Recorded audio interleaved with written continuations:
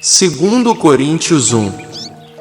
Eu, Paulo, chamado pela vontade de Deus para ser apóstolo de Cristo Jesus, escrevo esta carta, com nosso irmão Timóteo, à Igreja de Deus em Corinto e a todo o seu povo santo em toda a Acaia. Que Deus, nosso Pai, e o Senhor Jesus Cristo lhes deem graça e paz.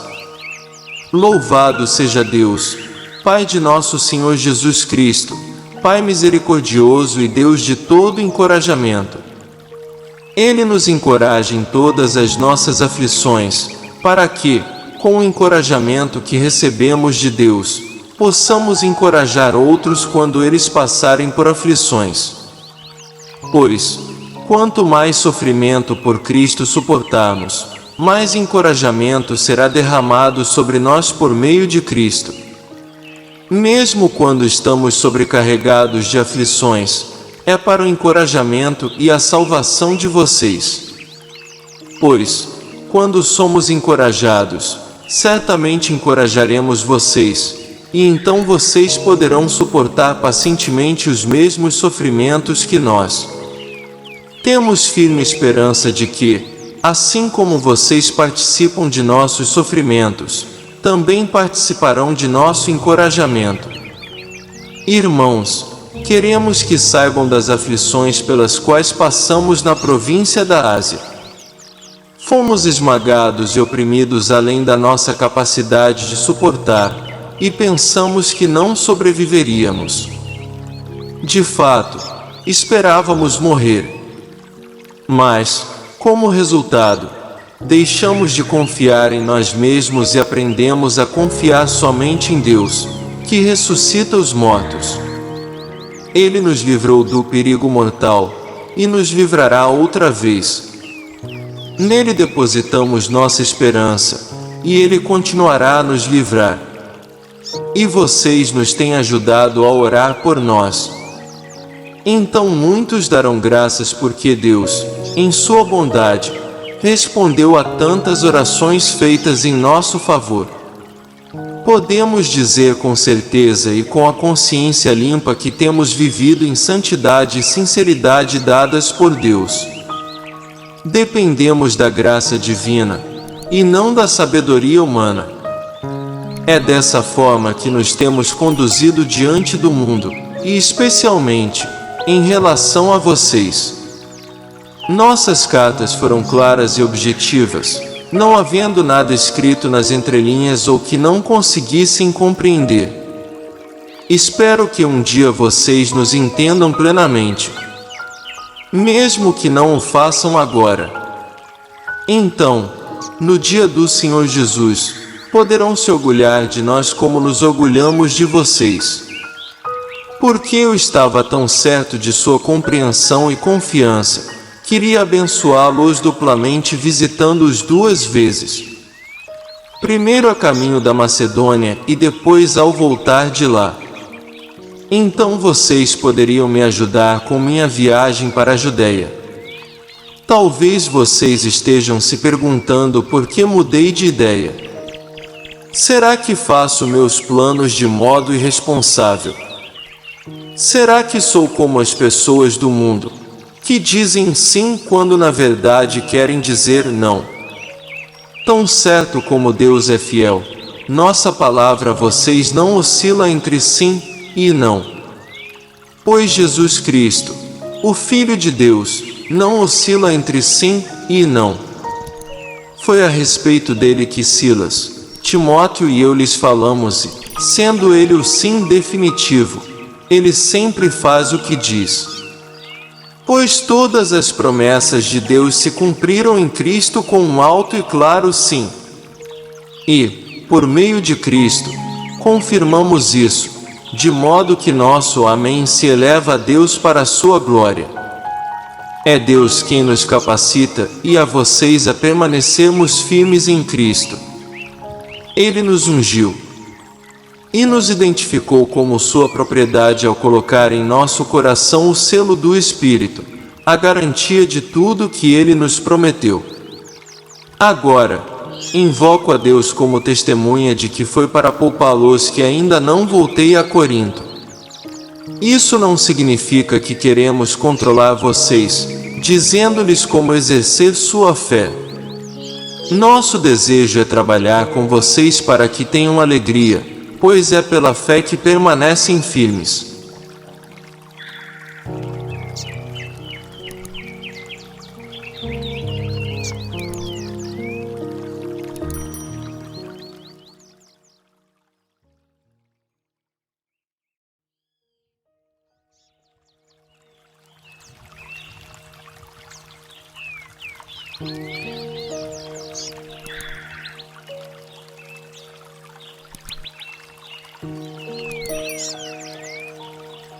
Segundo Coríntios 2.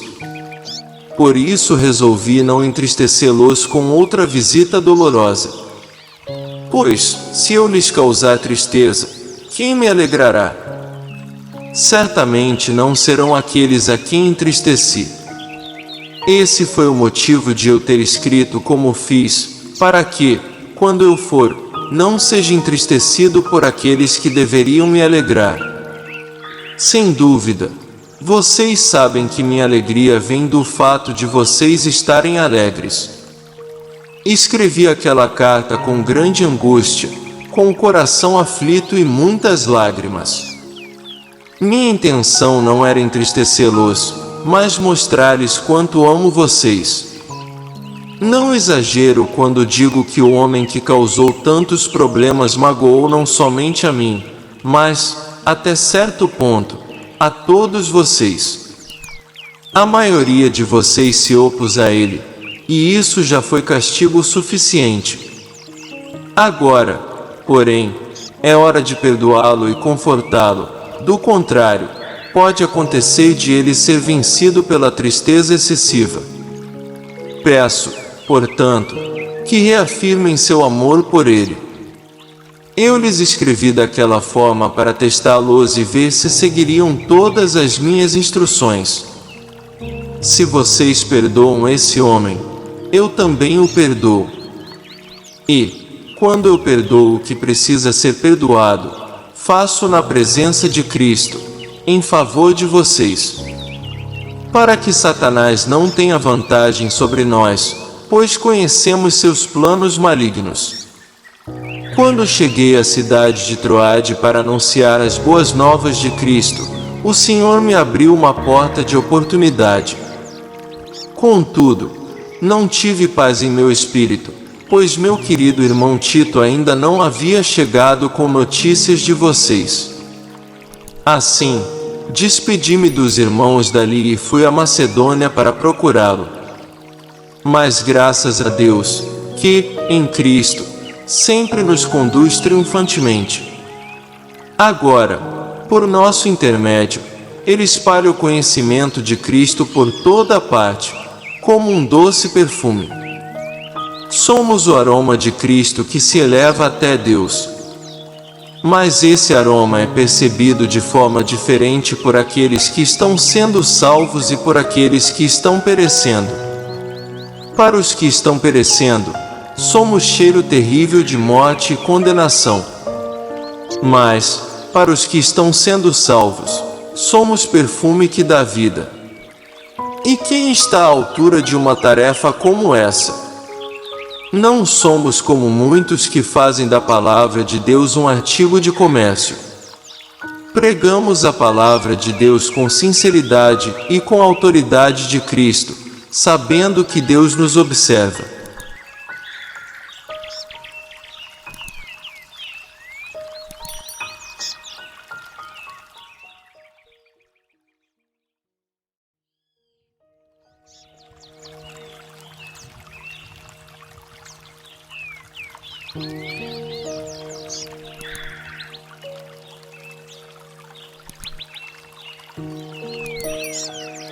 Segundo Coríntios 3.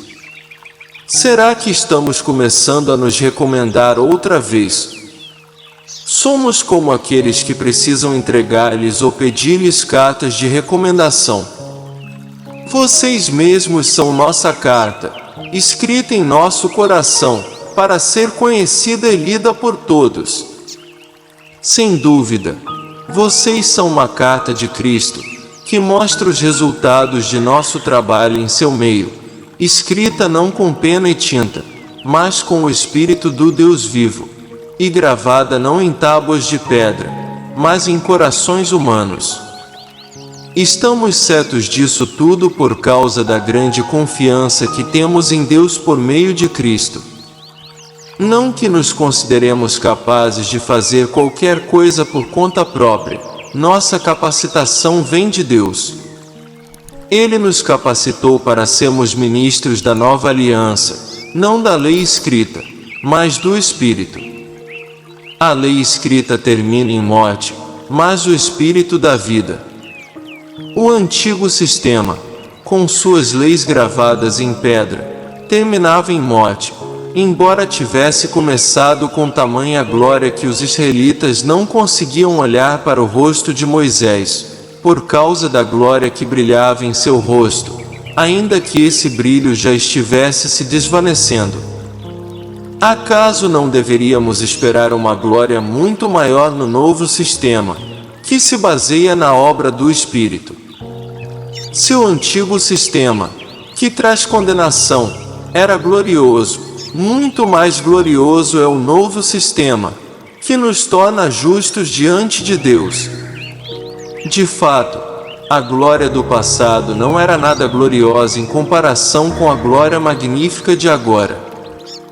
Portanto, se o antigo sistema, que foi substituído, era cheio de glória, muito mais glorioso é o novo, que permanece para sempre. Uma vez que o novo sistema nos dá tal esperança, podemos falar com grande coragem. Não somos como Moisés, que cobria o rosto com um véu para que os israelitas não vissem a glória, embora ela já estivesse se desvanecendo. Mas a mente do povo estava endurecida, até hoje.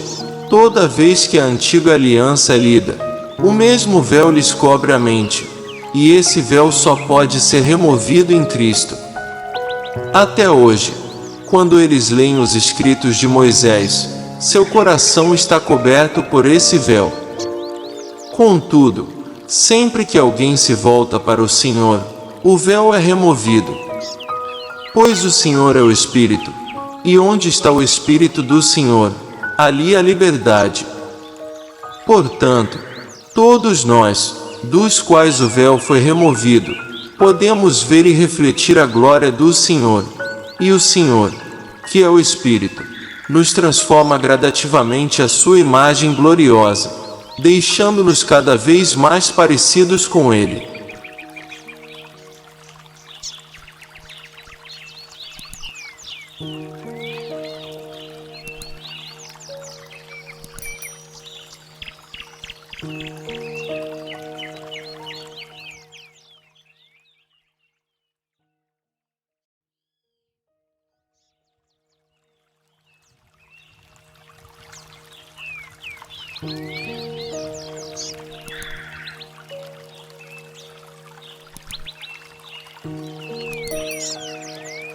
Segundo Coríntios 4.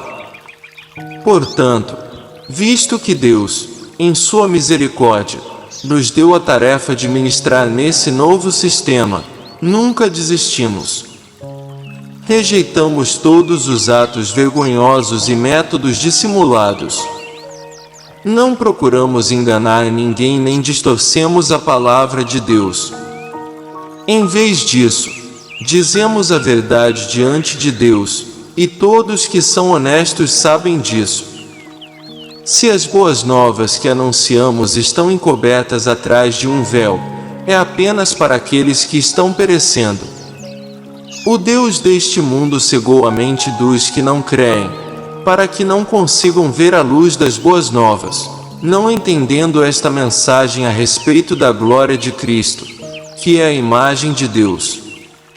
Não andamos por aí falando de nós mesmos, mas proclamamos que Jesus Cristo é Senhor e que nós mesmos somos servos de vocês por causa de Jesus. Pois Deus, que disse: haja luz na escuridão, é quem brilhou em nosso coração, para que conhecêssemos a glória de Deus na face de Jesus Cristo. Agora nós mesmos somos como vasos frágeis de barro que contêm esse grande tesouro. Assim, fica evidente que esse grande poder vem de Deus, e não de nós. De todos os lados somos pressionados por aflições, mas não esmagados. Ficamos perplexos, mas não desesperados.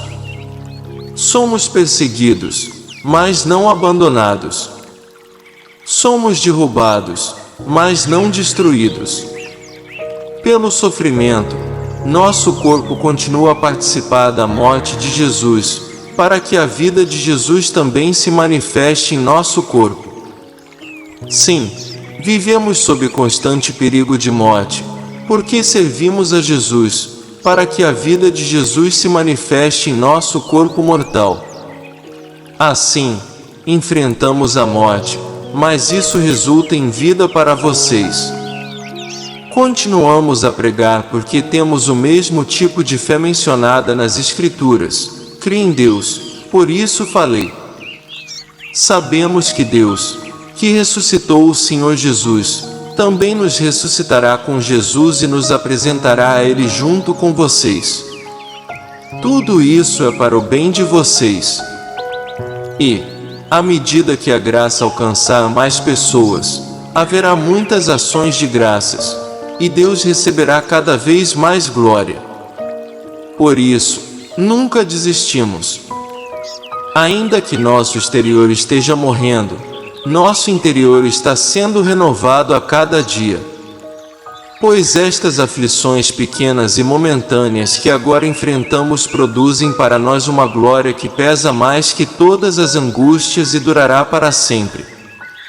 Portanto, não olhamos para aquilo que agora podemos ver, em vez disso, fixamos o olhar naquilo que não se pode ver. Pois as coisas que agora vemos logo passarão, mas as que não podemos ver durarão para sempre.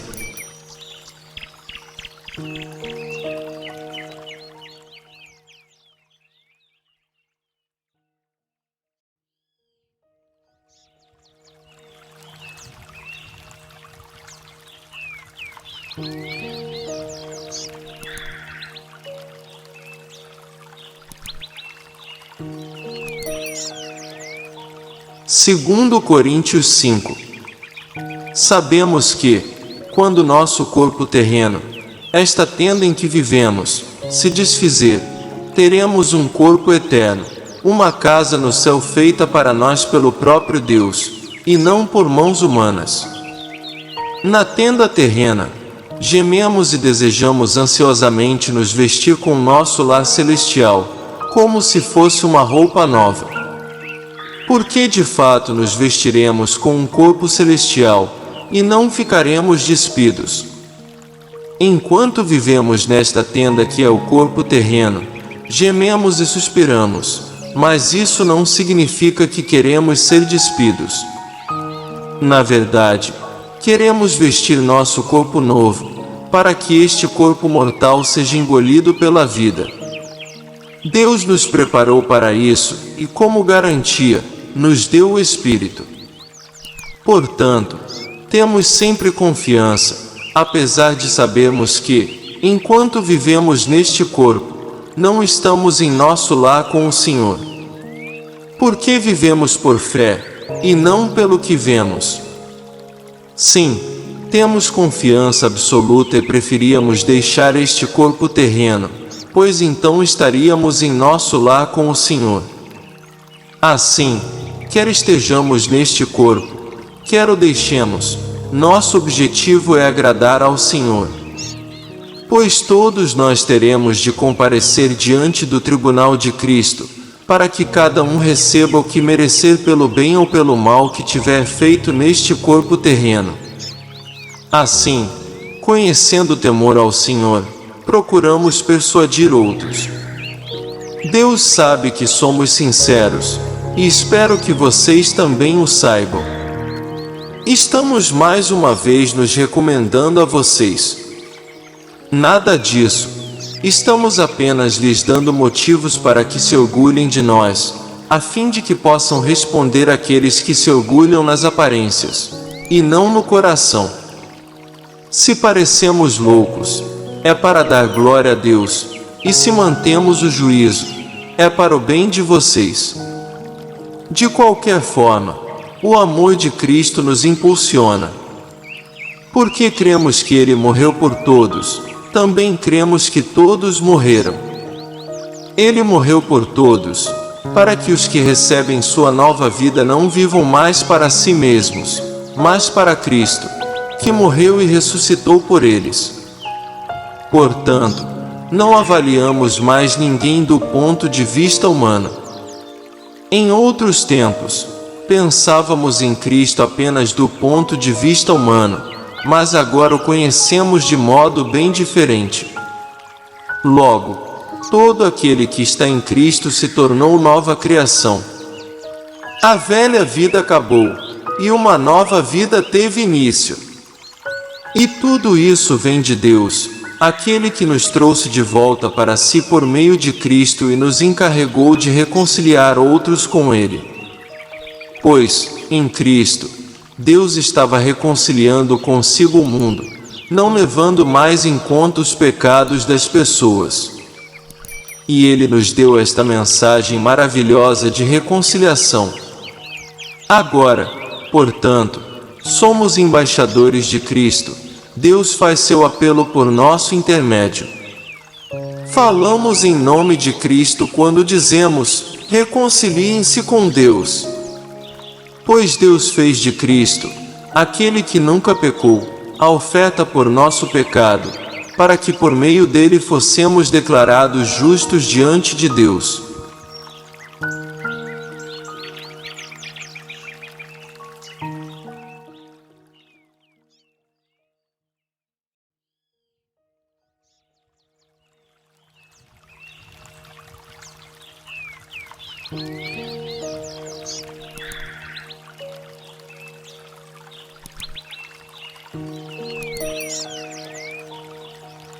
Segundo Coríntios 6.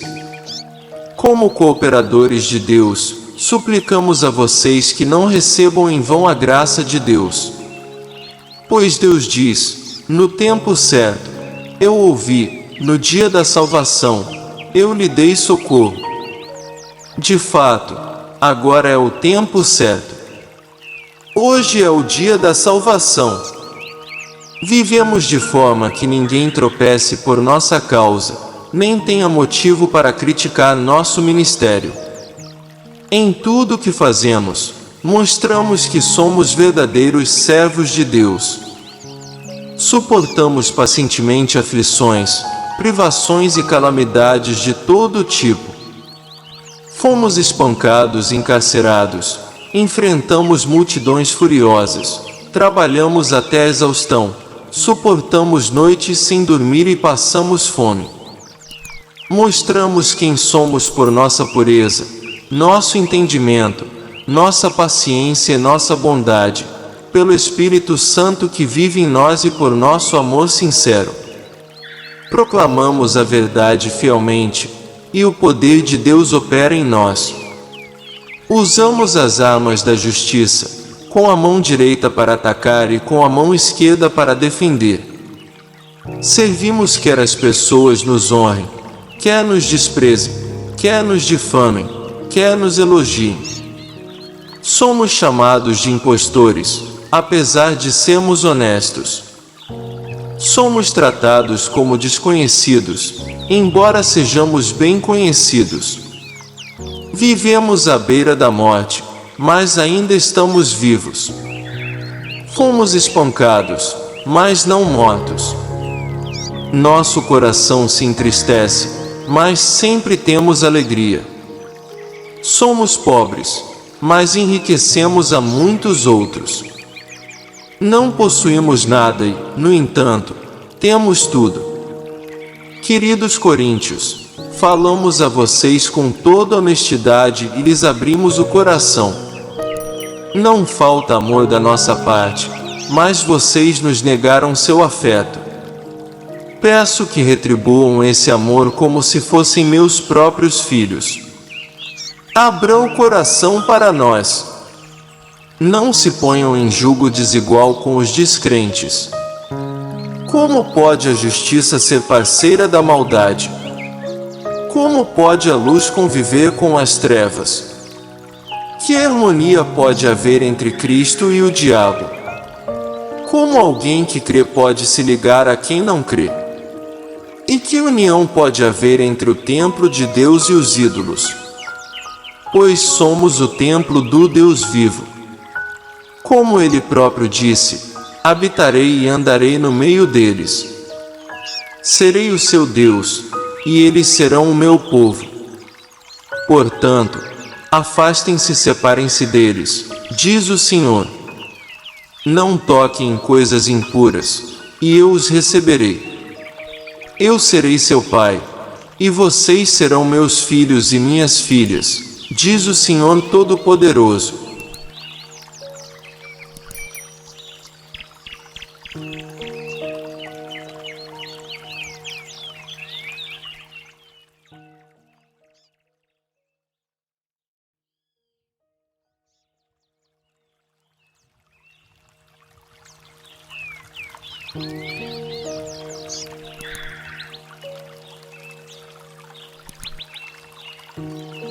Segundo Coríntios 7.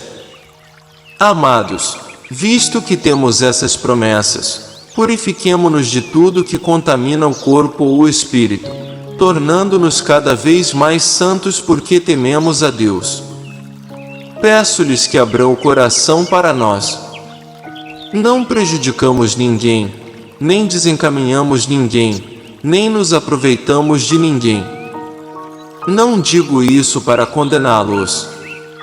Já lhes disse que vocês estão em nosso coração.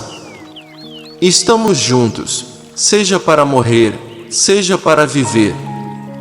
Tenho muita confiança em vocês, e de vocês tenho muito orgulho. Vocês têm me encorajado grandemente e me proporcionado alegria, apesar de todas as nossas aflições. Quando chegamos à Macedônia, não tivemos nenhum descanso. Enfrentamos conflitos de todos os lados, com batalhas externas e temores internos. Mas Deus, que conforta os desanimados, nos encorajou com a chegada de Tito. Sua presença foi uma alegria, como também o foi a notícia que ele nos trouxe do encorajamento que recebeu de vocês. Quando ele nos contou quanto desejam me ver, quanto lamentam o que aconteceu e quão dedicados são a mim, fiquei muito feliz. Não me arrependo de ter enviado aquela carta severa, embora a princípio tenha lamentado a dor que ela lhes causou, ainda que por algum tempo. Agora, porém, alegro-me por tê-la enviado, não pela tristeza que causou, mas porque a dor os levou ao arrependimento. Foi o tipo de tristeza que Deus espera de seu povo, portanto não lhes causamos mal algum. Porque a tristeza que é da vontade de Deus conduz ao arrependimento e resulta em salvação. Não é uma tristeza que causa remorso, mas a tristeza do mundo resulta em morte. Vejam o que a tristeza que vem de Deus produziu em vocês. Trouxe dedicação, defesa de suas ações, indignação, temor, desejo de me ver, zelo e prontidão em punir a injustiça. Vocês mostraram que fizeram todo o necessário para corrigir a situação. Portanto, não lhes escrevi para falar de quem havia errado e de quem havia sido prejudicado, mas para que, diante de Deus, pudessem ver por si mesmos como são dedicados a nós. Fomos grandemente encorajados por isso. Além de nos sentirmos encorajados, Ficamos particularmente contentes de ver Tito alegre porque todos vocês o receberam bem e o tranquilizaram. Eu tinha dito a ele quanto me orgulhava de vocês, e vocês não me decepcionaram.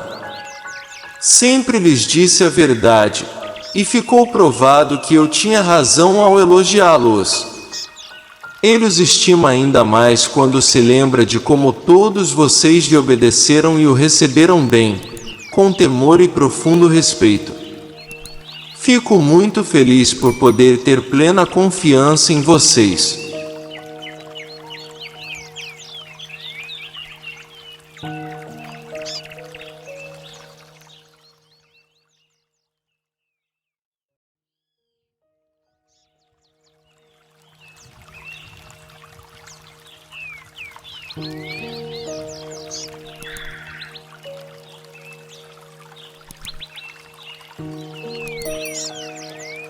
Segundo Coríntios 8. Agora, irmãos, queremos que saibam o que Deus, em sua graça, tem feito por meio das igrejas da Macedônia. Elas têm sido provadas com muitas aflições, mas sua grande alegria e extrema pobreza transbordaram em rica generosidade. Posso testemunhar que deram não apenas o que podiam, mas muito além disso, e o fizeram por iniciativa própria. Eles nos suplicaram repetidamente o privilégio de participar da oferta ao povo santo. Fizeram até mais do que esperávamos, pois seu primeiro passo foi entregar-se ao Senhor e a nós, como era desejo de Deus. Por isso pedimos a Tito, que inicialmente encorajou vocês a contribuírem, que os visitasse outra vez e os animasse a completar esse serviço de generosidade.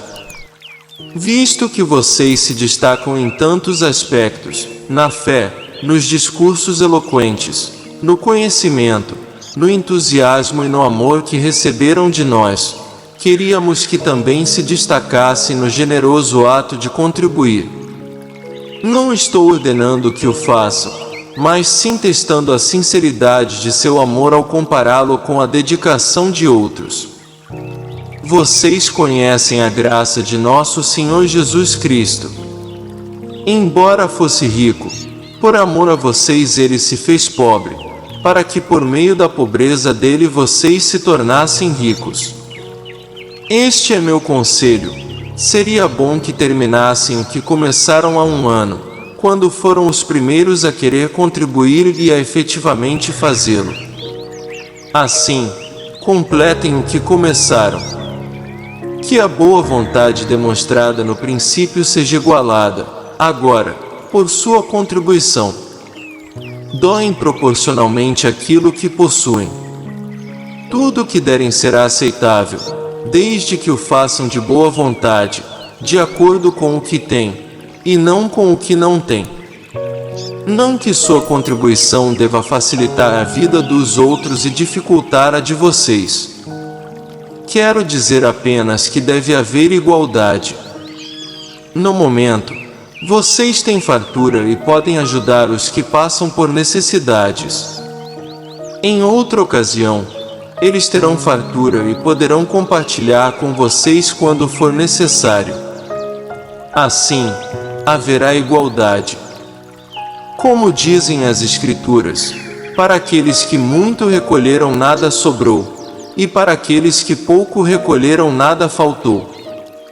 Agradeço a Deus porque Ele concedeu a Tito a mesma dedicação que eu tenho por vocês. Tito recebeu com prazer nosso pedido para que os visitasse outra vez. Na verdade, ele mesmo estava ansioso para ir vê-los. Com ele estamos enviando outro irmão, que é elogiado por todas as igrejas como pregador das boas novas. Ele foi nomeado pelas igrejas para nos acompanhar quando levamos a oferta, um serviço que visa glorificar o Senhor e mostrar nossa disposição de ajudar. Com isso, queremos evitar qualquer crítica à nossa maneira de administrar essa oferta generosa. Tomamos o cuidado de agir honradamente não só aos olhos do Senhor, mas também diante das pessoas. Além disso, estamos enviando com eles outro irmão que muitas vezes deu provas de seu bom caráter e que, em várias ocasiões e de diversas maneiras, demonstrou enorme dedicação. E, por causa da grande confiança que ele tem em vocês, agora está ainda mais empolgado. Se alguém lhes perguntar a respeito de Tito, digam que ele é meu colaborador, que trabalha comigo para ajudar vocês. Quanto aos irmãos que o acompanham, foram enviados pelas igrejas e trazem honra a Cristo. Portanto, mostrem diante deles seu amor e provem para todas as igrejas que temos razão ao elogiar vocês.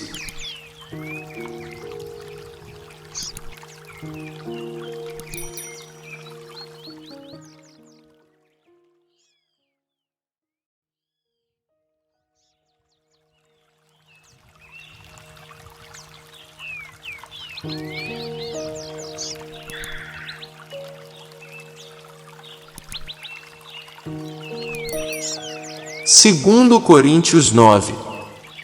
Na verdade, quanto a esse serviço ao povo santo, não preciso lhes escrever. Sei quanto estão ansiosos para ajudar e expressei às igrejas da Macedônia meu orgulho de que vocês, na Acaia, estão prontos para enviar uma oferta desde o ano passado. De fato, foi sua dedicação que incentivou muitos a também contribuir. Ainda assim, envio esses irmãos para me certificar de que vocês estão preparados, como tenho dito a eles. Não quero elogiar vocês sem razão. Que vexame seria para nós, e ainda mais para vocês, se alguns macedônios chegassem comigo e descobrissem que vocês não estão preparados, depois de tudo que eu disse a eles. Portanto, considerei apropriado enviar esses irmãos antes de mim. Eles cuidarão para que a oferta que vocês prometeram esteja pronta. Que seja, porém, uma oferta voluntária, e não entregue de má vontade. Lembrem-se, quem lança apenas algumas sementes obtém uma colheita pequena, mas quem semeia com fartura obtém uma colheita farta. Cada um deve decidir em seu coração quanto dá. Não contribuam com relutância ou por obrigação, pois Deus ama quem dá com alegria. Deus é capaz de lhes conceder todo tipo de bênçãos, para que, em todo o tempo, vocês tenham tudo de que precisam, e muito mais ainda, para repartir com outros. Como dizem as Escrituras, compartilha generosamente com os necessitados, seus atos de justiça serão lembrados para sempre. Pois é Deus quem supre a semente para o que semeia e depois o pão para seu alimento. Da mesma forma, Ele proverá e multiplicará sua semente e produzirá por meio de vocês muitos frutos de justiça. Em tudo vocês serão enriquecidos a fim de que possam ser sempre generosos. E, quando levarmos sua oferta para aqueles que precisam dela, eles darão graças a Deus. Logo, duas coisas boas resultarão desse ministério de auxílio. As necessidades do povo santo serão supridas, e eles expressarão com alegria sua gratidão a Deus. Como resultado do serviço de vocês, eles darão glória a Deus, pois sua generosidade com eles e com todos os que creem mostrará que vocês são obedientes às boas novas de Cristo. E eles orarão por vocês com profundo afeto, por causa da graça transbordante que Deus concedeu a vocês. Graças a Deus por essa dádiva tão maravilhosa que nem as palavras conseguem expressar.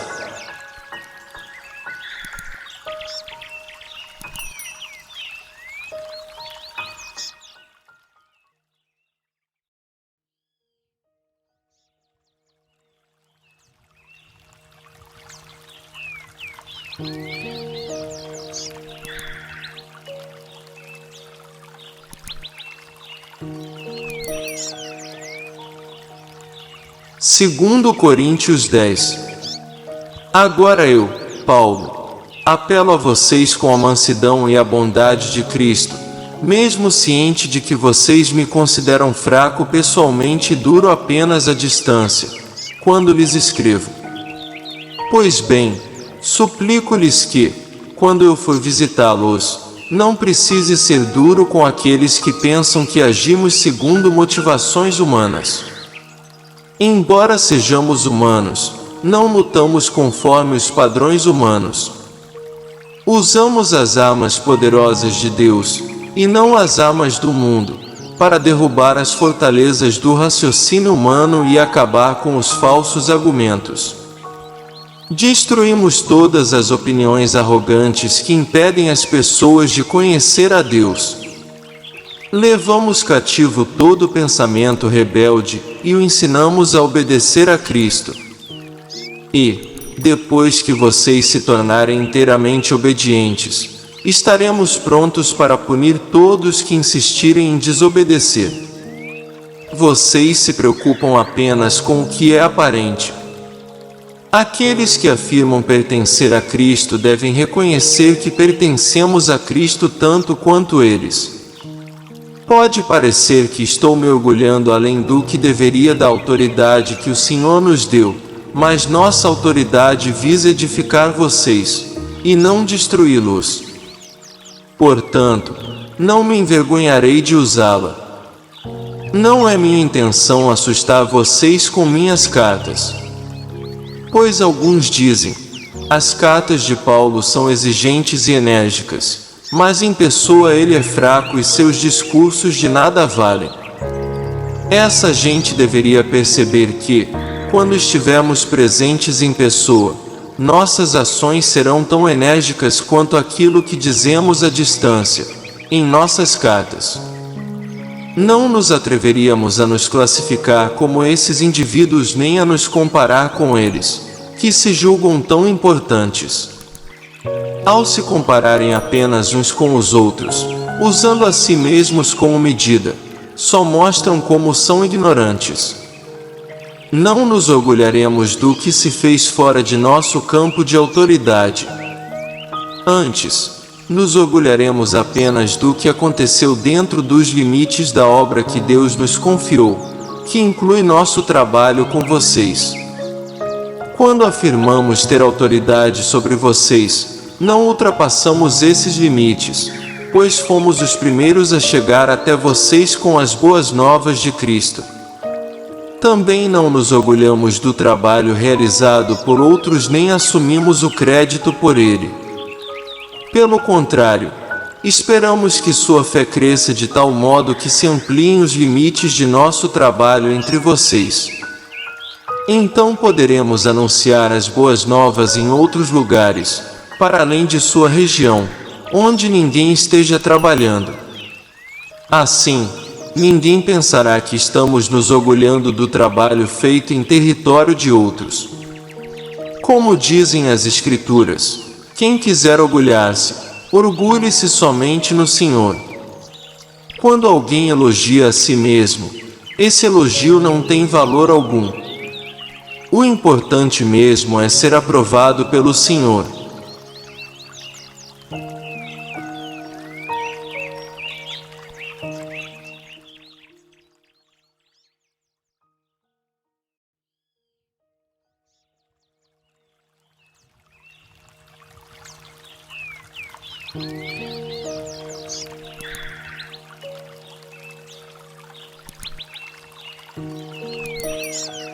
Segundo Coríntios 11.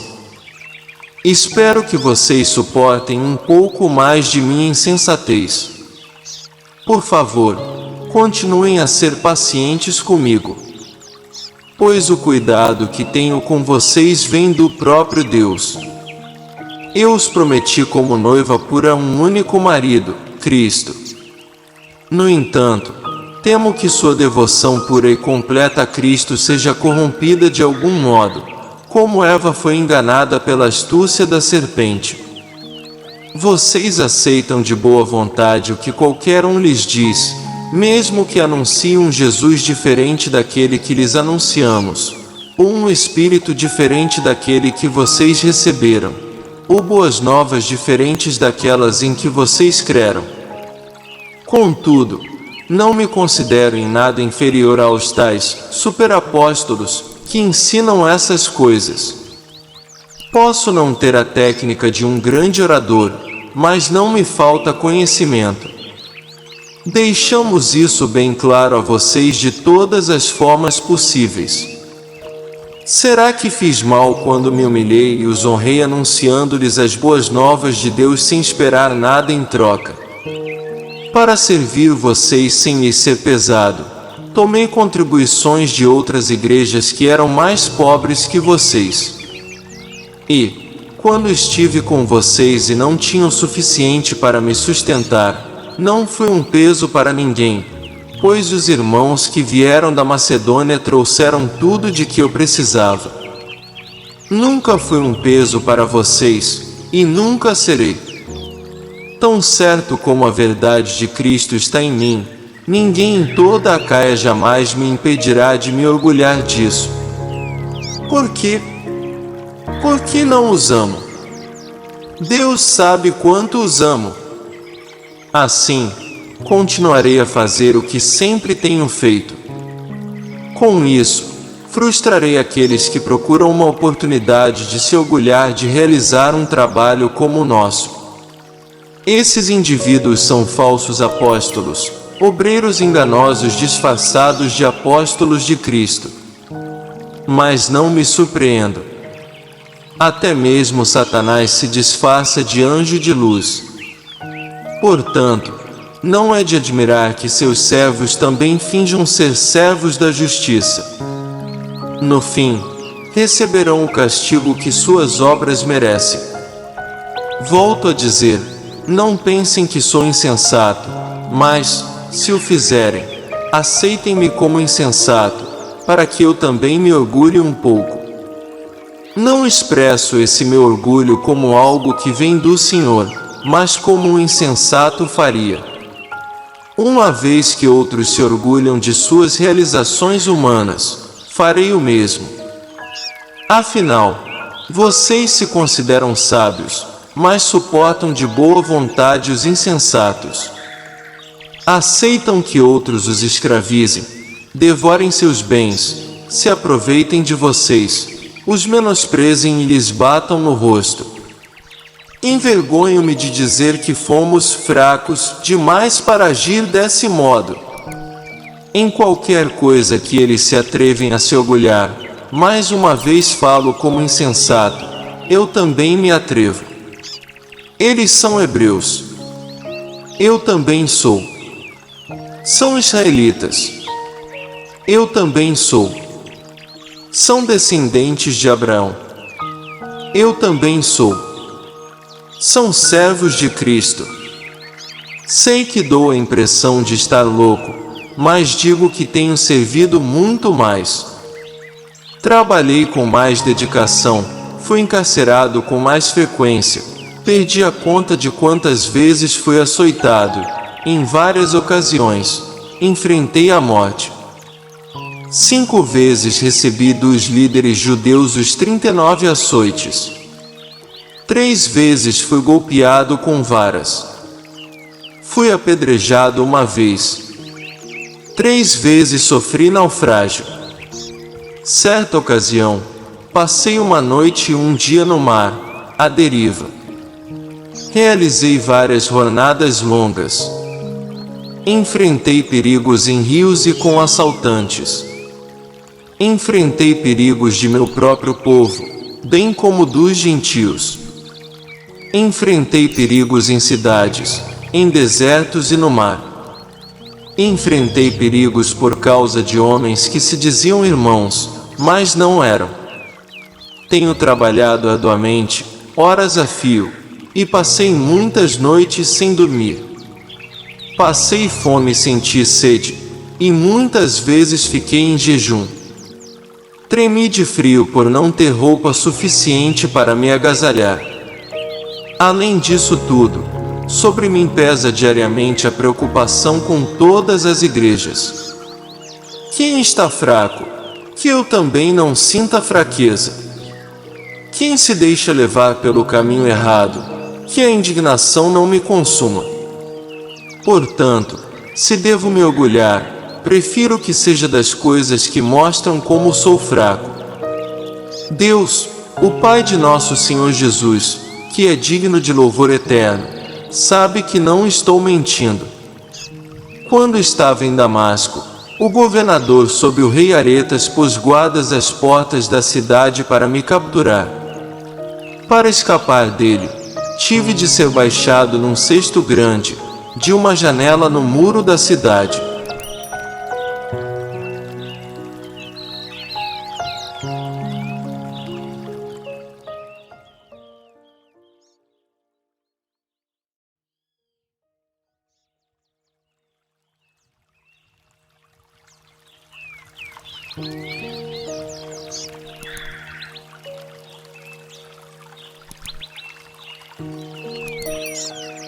Segundo Coríntios 12.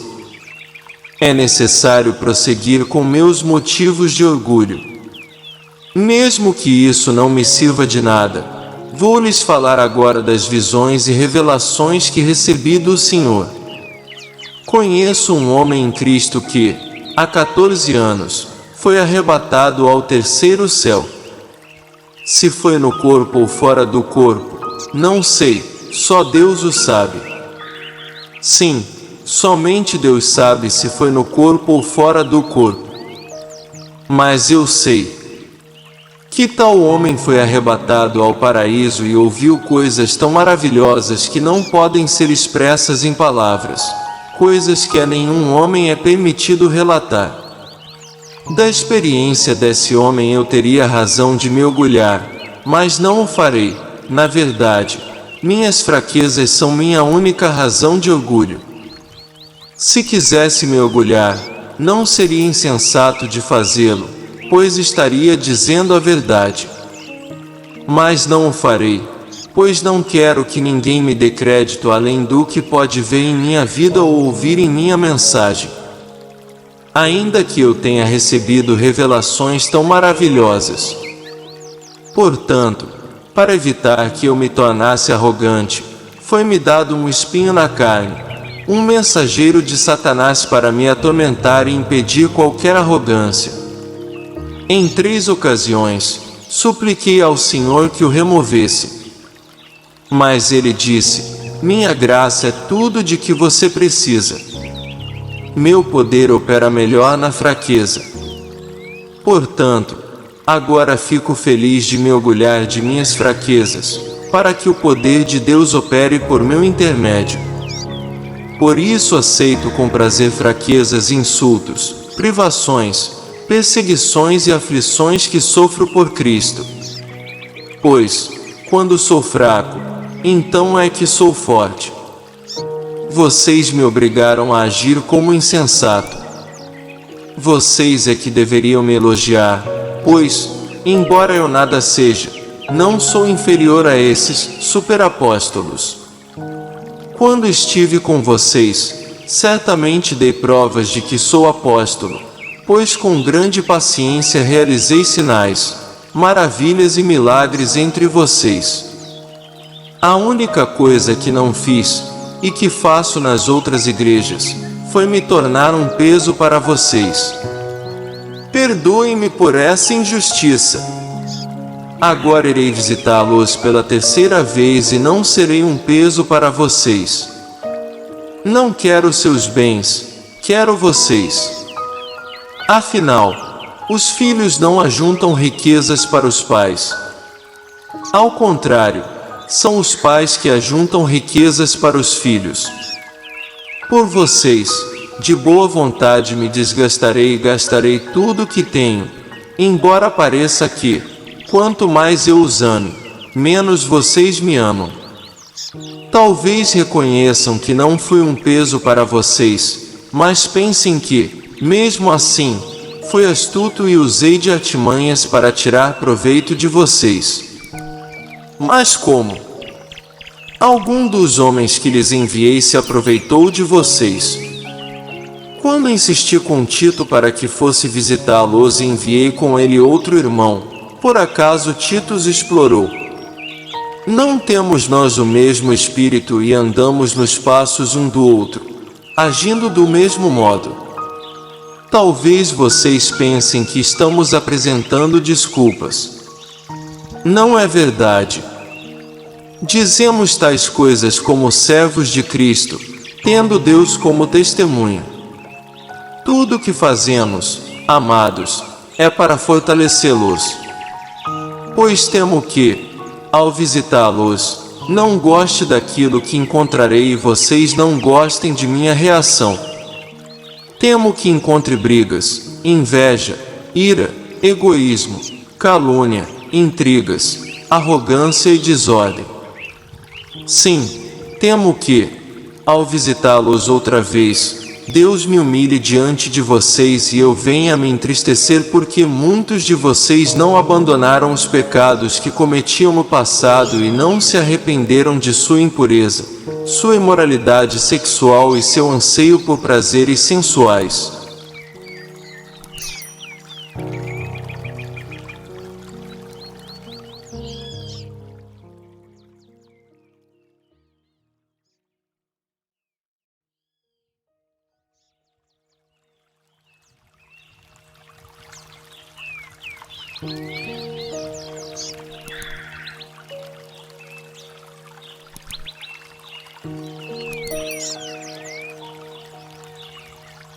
Segundo Coríntios 13. Esta é a terceira vez que irei visitá-los. Os fatos a respeito de cada caso devem ser confirmados pelo depoimento de 2 ou 3 testemunhas. Em minha segunda visita, já adverti aqueles que estavam em pecado. Agora, como naquela ocasião, volto a adverti-los e também os demais de que, da próxima vez, não os pouparei. Eu lhes darei todas as provas que desejarem de que Cristo fala por meu intermédio. Ele não é fraco ao tratar com vocês. Ao contrário, é poderoso entre vocês. Embora ele tenha sido crucificado em fraqueza, agora vive pelo poder de Deus. Nós também somos fracos, como Cristo foi, mas, quando tratarmos com vocês, estaremos vivos com ele e teremos o poder de Deus. Examinem a si mesmos. Verifiquem se estão praticando o que afirmam crer. Assim, poderão ser aprovados. Certamente sabem que Jesus Cristo está entre vocês, do contrário, já foram reprovados. Minha expectativa é que, uma vez que se examinarem, reconheçam que não fomos reprovados. Oramos a Deus para que vocês não façam o que é mal, não para que pareça que fomos aprovados em nosso serviço, mas para que façam o que é certo, mesmo que pareça que fomos reprovados ao repreendê-los. Pois não podemos resistir à verdade, mas devemos sempre defendê-la. Ficamos alegres quando estamos fracos, se isso ajudar a mostrar que, na realidade, vocês estão fortes. Oramos para que sejam restaurados. Escrevo-lhes essas coisas antes de visitá-los, na esperança de que, ao chegar, não precise tratá-los severamente. Meu desejo é usar a autoridade que o Senhor me deu para fortalecê-los, e não para destruí-los. Irmãos, encerro minha carta com estas últimas palavras: alegrem-se. Cresçam até alcançar a maturidade. Encorajem-se mutuamente. Vivam em harmonia e paz. Então o Deus de amor e paz estará com vocês. Saúdem uns aos outros com um beijo santo. Todo o povo santo lhes envia saudações. Que a graça do Senhor Jesus Cristo, o amor de Deus e a comunhão do Espírito Santo sejam com todos vocês.